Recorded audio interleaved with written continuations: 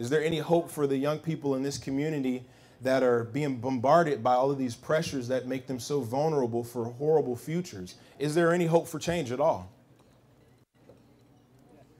There's hope for change? Where is the hope? Where is the hope? Right here. The hope is right here. The hope is you. The hope is the person you're sitting next to. The hope is the person sitting at the table across from you. Hope has to come from an individual. It won't just materialize and fall out of the sky. They're not going to find it under their pillow one day like the tooth fairy. Hope has to come from a group of people who are passionate about issues, who are serious about issues, and who want to make a difference that lasts, that means something, a meaningful difference. So hope is right here. So let's channel this hope to a certain place where the hope that's right here in this assembly tonight, that's why I'm so glad you came. This hope can actually make a huge difference on a long-term scale and on a long-term basis. So some of you used to play with this when you were kids. Anyone used to play with this when they were little? Play-Doh? I'm sure you did. Especially the guys, okay? So our young people are just like this Play-Doh. And our goal as adults is to make them very well-rounded individuals. All of our efforts as school psychologists, concerned community members, parents, relatives, educators, our goal is to help them become these well-rounded, productive members of society. This is our goal. But all of these risk factors, these challenges that young people are up against, it comes and it does like this to their life over and over. It smashes the work that we're trying to do. They don't pay attention in our classes.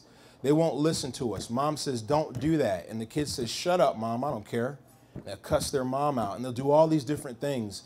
And they've been abused, they've been hurt, they've been beaten down. And they show up to our classrooms, they show up to school, and the teacher says, what is wrong with you? Why won't you listen? Why won't you pay attention? Why can't you read yet? Why can't you do math? And on the inside, this individual who's supposed to be well-rounded looks like the pancake that goes along with the bacon and eggs that this gentleman mentioned earlier. And sometimes they get broken into little tiny pieces through all of these different things, the abuse, the dad that tells you, you're never going to be anything. You're so stupid. F's again. Oh, my God. What kind of son are you? Or the daughter whose mother never, ever spends any time with her whatsoever. And the little bit of time that she does spend with her, it's nagging. Oh, just all this nagging. And then the kid who gets bullied at school time and time again, their life is in all these little pieces. And we look at them and we say, what's wrong with you? Why can't you learn? Why can't you be good? Why can't you do good things? Why do you use drugs? Why are you smoking crack? Why are you having sex with these guys for money? What is wrong with you? And their lives are in these pieces. And you know what happens to this stuff if you were a kid and you just leave it like that? It solidifies. It gets hard. It gets set in its ways. And then years later, I try to have a conversation with my 48-year-old brother. And I'm like, dude, what's up, man? I'm scared for you. 12 years from now, you'll be 60 years old. You don't have a car. You don't have a place to live. You're a transient. What's going on? And then I catch myself and say, wait a minute. My brother was damaged as a young kid. And that damage that was done to him, it was allowed to just set. He had no powerful, realistic, genuine, authentic, real intervention that helped him to put the pieces of his life back together. And I hate to sound fatalistic, but put the pieces back before it was too late. That's what we're trying to do with young people.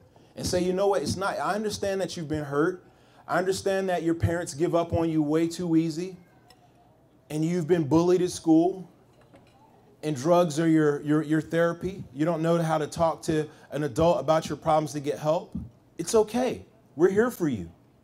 And before we know it, that young person, that Rashad Jones, that person that may be sitting at one of these tables right now, you get molded and formed back into a well-rounded, productive member of society. That's why I say there's so much hope. A lot of times we just don't channel that. All right, here we go. So this is the last thing I want to say to you, is this is a defining moment for the youth of Cayman, and we all play a very significant part in making sure we define it well. The last thing I want to say to you, beyond the possessions that we assemble for ourselves in this life and what we've done to provide for our families and loved ones, what legacy will this group leave in the earth? What choices will we make tonight to define us and the quality of our effort on behalf of the youth of Cayman? Will this group be remembered as the talkers who always said, someone needs to do something about this? Or will we be remembered as those who took action with a galvanized resolve and commitment to move ideas, resources, and effective strategies forward to create a better future for our youth? How will history remember us? Will we be remembered as those who took action to bring about necessary change? Will we respond with a unified effort to help pick up the broken pieces of our children's lives? Will we unify to be the agents of change and hope that our youth need? Will we join with one another in the spirit of harmony and responsible citizenship to offer a brighter and better future for our youth? If we respond to the call, we will be well on our way to building the future with youth. Thank you.